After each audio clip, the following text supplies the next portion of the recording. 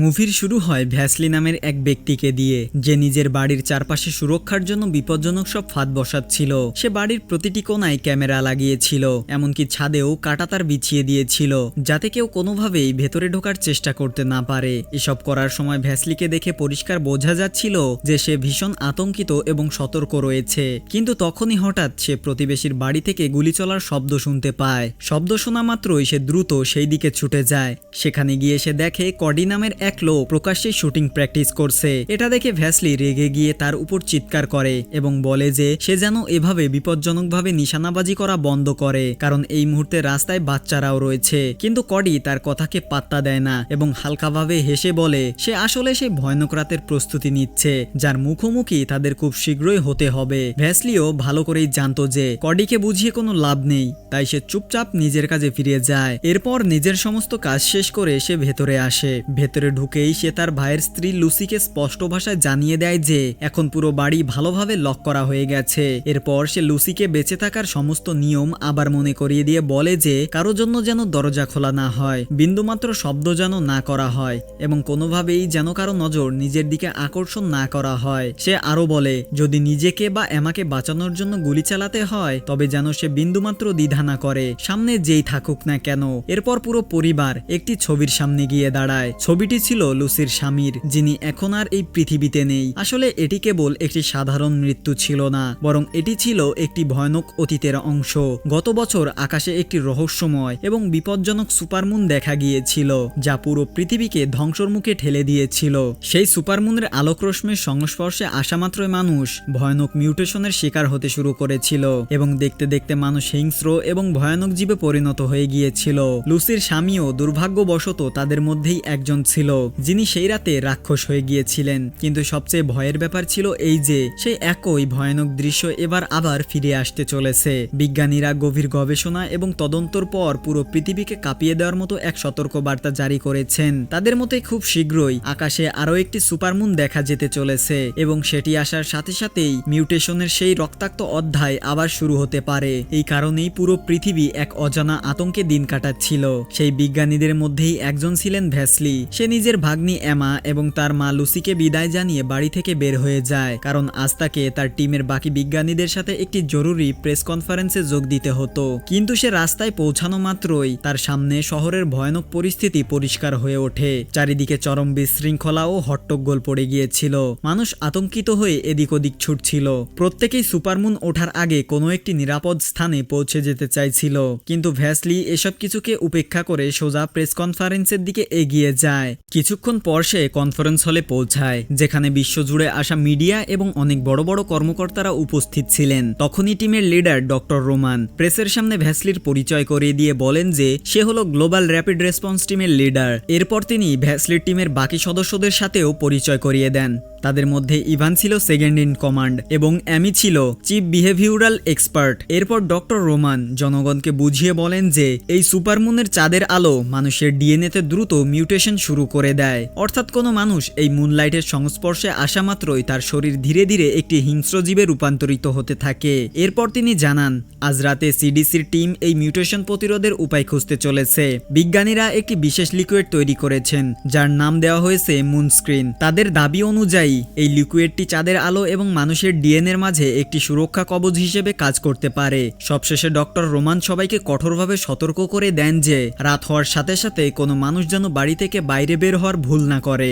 এরই মধ্যে লুসির বাড়িতে তার প্রতিবেশী রেগান এসে দরজায় কড়া নাড়ে। সে আসলে এমাকে কিছু ক্যান্ডি দিতে এসেছিল, যাতে ভয় আর স্ট্রেসের এই পরিবেশে এমা কিছুটা ভালো বোধ করে। এটি দেখে লুসি তাকে আজকে রাতে কাজে লাগার মতো কিছু প্রয়োজনীয় জিনিসপত্র দেয় এবং সাবধানে থাকার জন্য বলে। সেই সময় দুজনের মুখের ভয়ই পরিষ্কার দেখা যাচ্ছিল, কারণ তারা ভালো করেই জানতো যে রাত নামলে পরিস্থিতি কতটা ভয়ানক হয়ে উঠতে পারে। অন্যদিকে রিসার্চ ফ্যাসিলিটিতে বিজ্ঞানী এবং মিলিটারিরা দ্রুতগতিতে প্রস্তুতিতে মেতেছিল।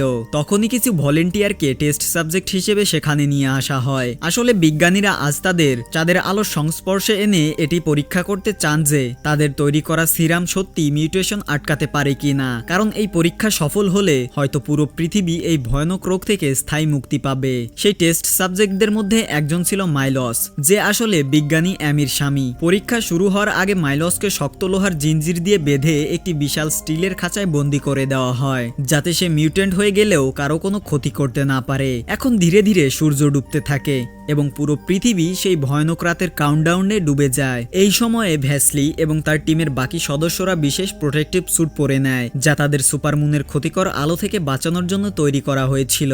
এরপর তারা সেই জায়গায় পৌঁছায় যেখানে টেস্ট সাবজেক্টদের রাখা হয়েছিল। সেখানে মাইলস ছাড়া আরো একজন নারী এবং দুজন পুরুষ উপস্থিত ছিল। এরপর বিজ্ঞানীরা সেই সমস্ত ভলেন্টিয়ারদের চোখে মুন স্ক্রিনের সিরামের বিশেষ ড্রপ দেন এবং তাদের পুরো শরীরেও সেই সিরাম স্প্রে করা হয়, যাতে সুপারমুনের আলো ডিএনএ পর্যন্ত পৌঁছাতে না পারে। এখন পুরো রিসার্চ সেন্টার সুপারমুনের পূর্ণ প্রভাব দেখার অপেক্ষায় ছিল। তখনই টেস্টিং রুমের ছাদটি ধীরে ধীরে খুলতে শুরু করে এবং আকাশে জ্বলজ্বল করতে থাকা বিশাল সুপারমুন দেখা যায়। সেই মুহূর্তে সেখানে উপস্থিত প্রতিটি মানুষের শ্বাস যেন থমকে গিয়েছিল।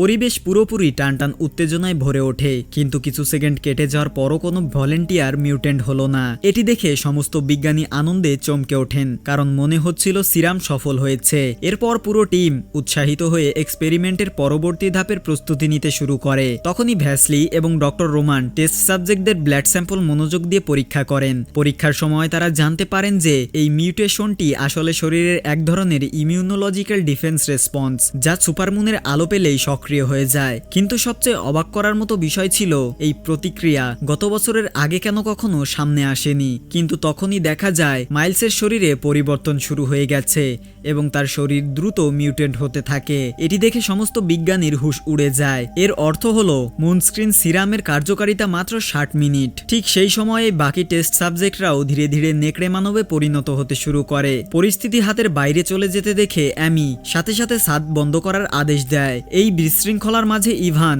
সিরামের মেশিনটি চালু করে মাইলসের উপর আবারও স্প্রে করার চেষ্টা করতে থাকে, কিন্তু ততক্ষণে মিউটেন্ট হয়ে যাওয়া মাইলস খাঁচার ফাঁক দিয়ে হাত বের করে মেশিনটি ধরে ফেলে এবং জোরে ধাক্কা মারে। মেশিনটি সোজা বাকি যন্ত্রপাতির উপর গিয়ে আছড়ে পড়ে, যার ফলে একটি বড় ধরনের শর্ট সার্কিট হয়। ল্যাবের বিদ্যুৎ সংযোগ বিচ্ছিন্ন হয়ে যায় এবং ছাদটি পুরোপুরি বন্ধ হতে পারে না। এখন সুপারমুনের বিপজ্জনক আলো সরাসরি ভেতরে আসতে শুরু করে এবং মাত্র কয়েক সেকেন্ডের মধ্যে সমস্ত টেস্ট সাবজেক্ট ভয়ানক রক্তপিপাসু পিচ্ছাসে পরিণত হয়। চারপাশের মেশিনগুলো ফাটতে শুরু করে এবং পুরো রিসার্চ সেন্টার ধ্বংসস্তূপে পরিণত হয়। বেশিরভাগ বিজ্ঞানী নিজের প্রাণ বাঁচাতে ছুটে পালাতে থাকেন। এই চরম বিশৃঙ্খলার মাঝে একটি জোরালো বিস্ফোরণে ডক্টর রোমানের প্রোটেক্টিভ স্যুটটি ফেটে যায় এবং তার শরীর সরাসরি চাঁদের আলোর সংস্পর্শে চলে আসে। ধীরে ধীরে তার ডিএনএও রিয়্যাক্ট করতে শুরু করে। এটি দেখে ভ্যাসলি তাকে ধরে নিচে চেপে রাখার চেষ্টা করে। অন্যদিকে ইভান জলদি চেতনানাশক খুঁজতে দৌড়ায়, কিন্তু ততক্ষণে অনেক দেরি হয়ে গিয়েছিল,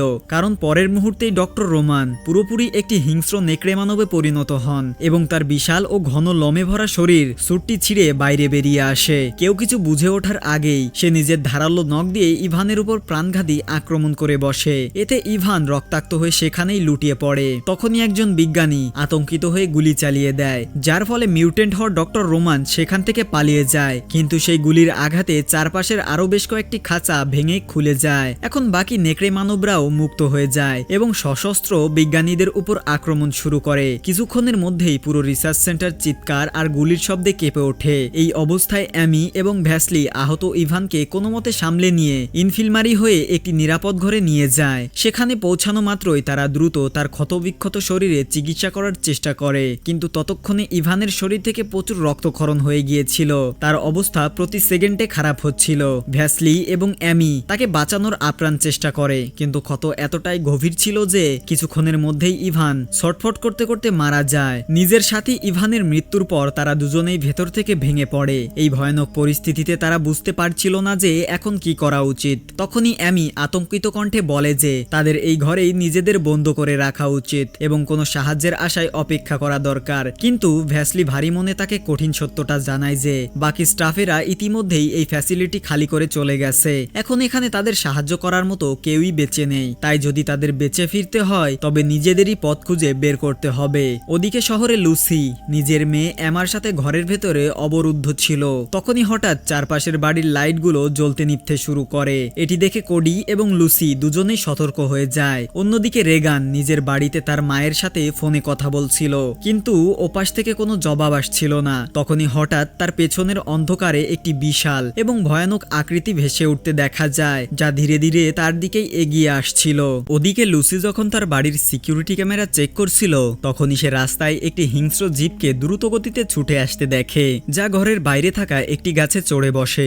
জানালা দিয়ে এই দৃশ্য কডি দেখে ফেলে এবং সে সাথে সাথে নিজের জানালা থেকে সেটার উপর গুলি চালাতে শুরু করে, কিন্তু তার সমস্ত গুলি লক্ষ্যভ্রষ্ট হয় এবং পরের মুহূর্তেই সেই নেকড়ে মানবটি জানালার কাঁচ ভেঙে ভেতরে ঢুকে পড়ে, যার ফলে সুপারমুনের আলো সরাসরি ভেতরে চলে আসে। চাঁদের আলো কডির উপর পড়া মাত্রই তার ডিএনএ রিঅ্যাক্ট করতে শুরু করে এবং ধীরে ধীরে সে নিজেও মিউটেন্ট হতে থাকে। অন্যদিকে ল্যাবের ভেতরে অ্যামি এবং ভ্যাসলি চুপচাপ লুকিয়ে লুকিয়ে এগিয়ে যাচ্ছিল, যাতে কোনো নেকড়ে মানবের নজরে তারা না পড়ে। যেতে যেতে তারা আলমারিতে পৌঁছে যায়। সেখান থেকে দুজনে ভারী অস্ত্র এবং অতিরিক্ত গোলাবারুদ তুলে নেয়। এরপর তারা নিজেদের চোখে আবারও মুনস্ক্রিন ড্রপ দেয় এবং শরীরের খোলা অংশে সিরাম স্প্রে করে। তারা দুজনেই নিজেদের ঘড়িতে 60 মিনিটের টাইমার সেট করে নেয়, কারণ তারা জেনে গিয়েছিল যে এই সিরামের মেয়াদ মাত্র 1 ঘন্টা, তাই সময় শেষ হওয়ার আগেই পুনরায় নতুন সিরাম ব্যবহার করা অত্যন্ত জরুরি ছিল। তখনই ভ্যাসলি অ্যামির কাছ থেকে একটি প্রতিশ্রুতি নেয় যে যদি তাদের মধ্যে কেউ মিউটেন্ট বা হিংস্র জীবে পরিণত হতে শুরু করে,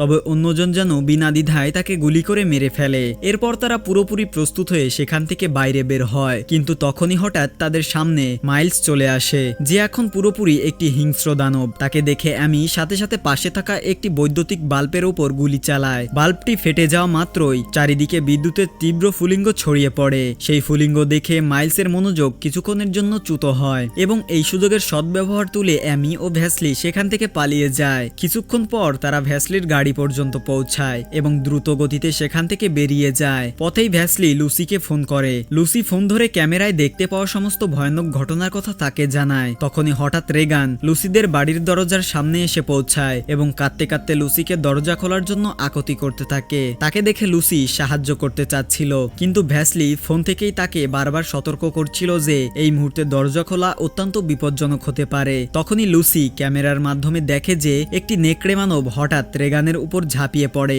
এবং মাত্র কয়েক সেকেন্ডের মধ্যে তাকে মেরে ফেলে। ফোনে এসব শুনে ভ্যাসলির মনোযোগ নষ্ট হয়ে যায় এবং তার গাড়িটি সরাসরি একটি বাসের সাথে ধাক্কা খায়। ধাক্কাটা এতটাই জোরালো ছিল যে ফোন কলটি সাথে সাথেই কেটে যায়। ওদিকে ক্যামেরায় লুসি দেখতে পায় যে রেগানের উপর আক্রমণকারী নেকড়ে মানবটি অন্য কেউ নয়, বরং মিউটেন্ট হয়ে যাওয়া প্রতিবেশী কডি। সে বারবার নিজের শরীরকে বেড়ার সাথে ধাক্কা দিয়ে ইলেকট্রিক ট্যাপ সক্রিয় করার চেষ্টা করছিল। এটি দেখে লুসি সাথে সাথে পেপার স্প্রে সিস্টেম চালু করে দেয়, যার ফলে কডি কিছুক্ষণের জন্য পিছিয়ে যায়। ওদিকে গাড়িতে আগুন দ্রুত ছড়িয়ে পড়ছিল। এটি দেখে অ্যামি এবং ভ্যাসলি কোনোমতে বাইরে বের হয়ে আসে। এখন দুজনের কাছে পায়ে হেঁটে এগিয়ে যাওয়া ছাড়া আর কোনো উপায় ছিল না, তাই তারা লুকিয়ে লুকিয়ে এগোতে থাকে। কিন্তু তখনই তারা রাস্তায় কিছু নেকড়ে মানবকে দাঁড়িয়ে থাকা গাড়িগুলোকে ভাঙচুর করতে দেখে। এটি দেখে তারা দুজনে কিছুক্ষণের জন্য নিজেদের শ্বাস বন্ধ করে নেয়। তারপর চুপচাপ পার করে রাখা গাড়িগুলোর আড়াল নিয়ে বের হওয়ার চেষ্টা করে, কিন্তু তখনই অন্য দিক থেকে আরো বেশ কিছু নেকড়ে মানব চলে আসে।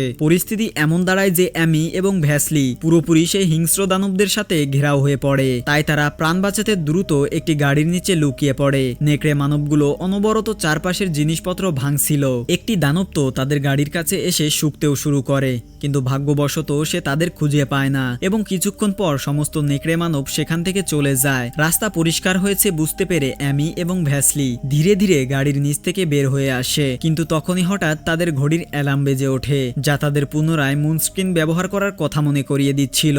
কিন্তু সেই নিঝুম নিস্তব্ধতায় অ্যালার্মের শব্দ ভীষণ জোরে প্রতিধ্বনিত হয় এবং তা শোনা মাত্রই আশেপাশে থাকা নেকড়ে মানবগুলো আবারও সতর্ক হয়ে যায়। পরের মুহূর্তেই তারা দুজনের দিকে দৌড়াতে শুরু করে, যার ফলে অ্যামি এবং ভ্যাসলিকে প্রাণ বাঁচাতে আবারও দৌড়াতে হয়। দুজনেই নিজেদের পুরো শক্তি দিয়ে ছুটছিল। তখনই অ্যামির নজরে একটি মার্কেটের গেট পড়ে, যা ধীরে ধীরে বন্ধ হয়ে আসছিল। এটি দেখে দুজনে তীব্র গতিতে দৌড়ায় এবং গেটটি পুরোপুরি বন্ধ হওয়ার ঠিক আগ মুহূর্তে স্লাইড করে ভেতরে ঢুকে পড়ে। ভেতরে পৌঁছানো মাত্রই তাদের সামনে একটি ছোট্ট ছেলে আসে। সে কোনো কথা না বলে তাদের নিজের পেছনে আসার ইশারা করে। বাধ্য হয়ে অ্যামি এবং ভ্যাসলি তার পেছনে চলতে থাকে। তখনই তারা দেখে যে মার্কেটের আলাদা আলাদা দোকানের পেছনে অনেক মানুষ ভয়ে জড়সড় হয়ে লুকিয়ে আছে, যারা বাইরে ছড়িয়ে থাকা সেই ভয়ানক আতঙ্ক থেকে বাঁচার চেষ্টা করছিল। তখনই ভ্যাসলি বুঝতে পারে যে এই মার্কেটটি আসলে একটি আন্ডারগ্রাউন্ড টানেলের সাথে যুক্ত, যা ব্যবহার করে তারা সুরক্ষিতভাবে শহর পার হতে পারবে। কিন্তু তখনই হঠাৎ কেউ একজন অ্যামির গলায় ব্লেড ধরে বসে। আসলে সেখানে থাকা কিছু মানুষ তাদের উপর সন্দেহ করছিল, তাই তারা সহজে ভরসা করতে পারছিল না। পরিস্থিতি সামাল দেওয়ার জন্য ভ্যাসলি বাধ্য হয়ে তাদের জানায় যে সে কেবল নিজের পরিবারের কাছে পৌঁছাতে চায়। তার কথা শোনার পর সেই রহস্যময় গ্রুপটি তাদের টানেলের রাস্তা পর্যন্ত নিয়ে যাওয়ার জন্য রাজি হয়। কিছুক্ষণ পর অ্যামি এবং ভ্যাসলি সেই টানেলটি পার করে ফেলে, কিন্তু তারা বাইরে বের হওয়ার গেটটি খোলা মাত্রই হঠাৎ পেছন থেকে একটি হিংস্র নেকড়ে মানব তাদের উপর হামলা করে। তাকে দেখে দুজনে গুলি চালানোর চেষ্টা করে, কিন্তু দানবটি তাদের মাটিতে আছড়ে মারে এবং ভ্যাসলিকে এদিক ওদিক ছুড়ে ফেলতে থাকে। তখনই ভ্যাসলি মাটিতে একটি লোহার পাইপ দেখতে পায়। সে নিজের পুরো শক্তি দিয়ে সেই পাইপটি নেকড়ে মানবের শরীরে গেঁথে দেয়, যার ফলে দানবটি রক্তবমি করতে করতে সেখানেই মারা যায়।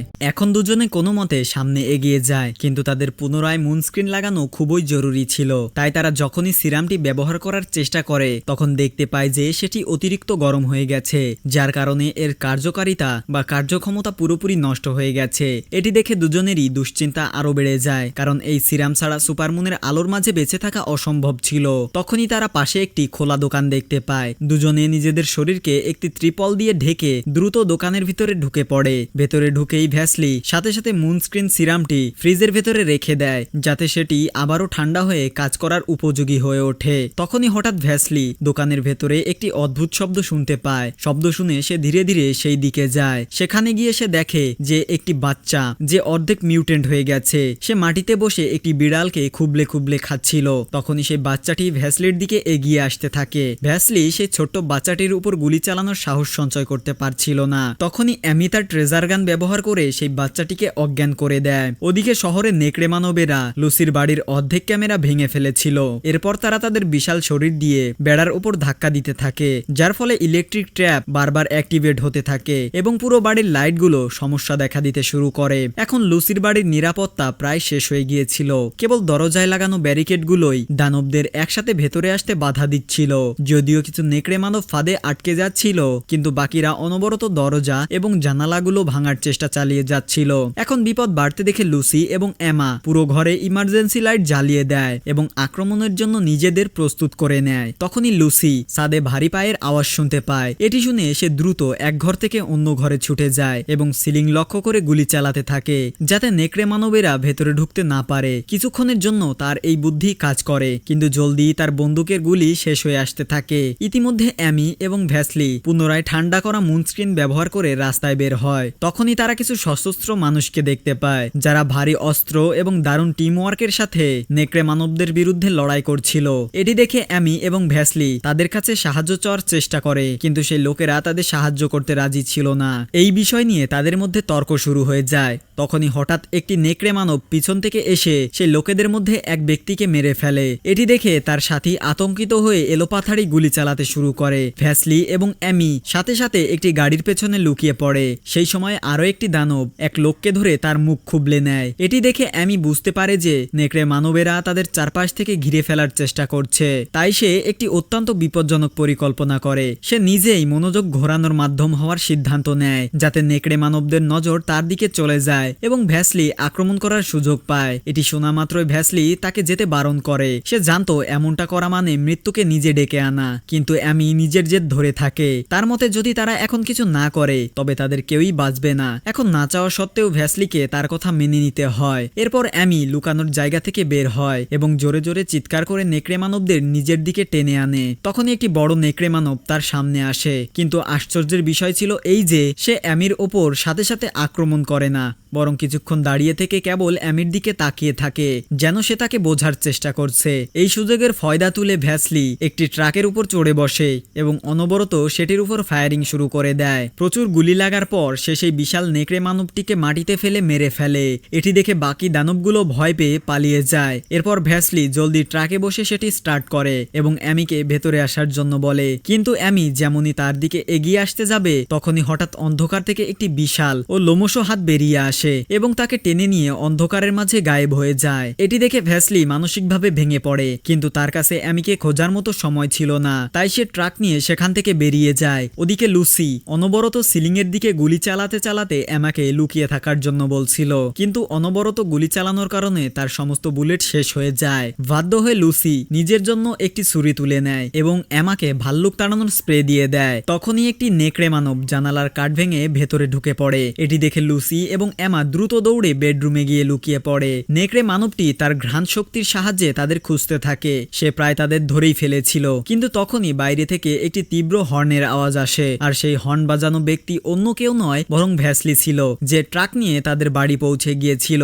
এরপর সে রাস্তায় থাকা 4টি নেকড়ে মানবের দিকে তীব্র গতিতে ট্রাক চালিয়ে দেয় এবং এক এক করে তাদের পিষে ফেলে। তখনই শেষ দানবটি ট্রাকের ওপর লাফ দেয়। তাকে থামানোর জন্য ভ্যাসলি ট্রাকটি সোজা কডির গ্যারেজে গিয়ে আছড়ে মারে। ওদিকে বেডরুমে লুসি এবং এমার মনে হচ্ছিল যে বিপদ কেটে গেছে, কিন্তু তখনই হঠাৎ একটি নেকড়ে মানব দেওয়াল ভেঙে ভেতরে ঢুকে পড়ে। তাকে দেখে দুজনে ভয়ে দৌড়ায়। তখনই লুসি আমাকে একটি আলমারির ভেতরে ঠেলে দেয় এবং নিজে ছুরি দিয়ে দরজার পেছনে লুকিয়ে পড়ে। নেকড়ে মানবটি সবার আগে এমার কাছে পৌঁছায় এবং আলমারির দরজাটি ভেঙে ফেলে। তখনই এমা ভয় পেয়ে স্প্রেটি সরাসরি তার মুখে মারে, যার ফলে দানবটি কিছুক্ষণের জন্য পিছিয়ে যায়। এটি দেখে লুসি সাথে সাথে পাশে পড়ে থাকা একটি কুড়াল তুলে নেয় এবং নিজের পুরো শক্তি দিয়ে নেকড়ে মানবের উপর আঘাত করে তাকে মেরে ফেলে। কয়েক সেকেন্ডের পর ভ্যাসলি ঘরের ভেতরে পৌঁছায় এবং নিজের পরিবারকে সুরক্ষিত দেখে স্বস্তির শ্বাস ফেলে। কিন্তু তখনই তারা গ্যারেজের দিক থেকে নেকড়ে মানবের ভয়ানক গর্জন শুনতে পায়। এখন পরিস্থিতি আরো খারাপ হয়ে গিয়েছিল, কারণ তাদের সমস্ত গুলি শেষ হয়ে গিয়েছিল এবং সূর্য উঠতে আরো 15 মিনিট বাকি ছিল। ততক্ষণ পর্যন্ত সেই হিংস্র দানবদের হাত থেকে বেঁচে থাকা প্রায় অসম্ভব ছিল। তখনই ভ্যাসলি বুঝতে পারে যে এখন কেবল একটি পথ বাকি আছে, আর তা হলো একটি অত্যন্ত বিপজ্জনক আত্মত্যাগ। সে সবার আগে নিজের পরিবারকে শেষবারের মতো দেখে, তারপর ভারী মনে তাদের বিদায় জানায়। এরপর সে লুসিকে নিজের ঘড়িটি দিয়ে দেয়, যাতে 15 মিনিটের অ্যালার্ম সেট করা ছিল। তারপর নিজের পরিবারকে বাঁচানোর জন্য ভ্যাসলি একাই বাড়ি থেকে বাইরে চলে যায়। বাইরে কডির নেকড়ে মানব রূপটি তার জন্য অপেক্ষা করছিল।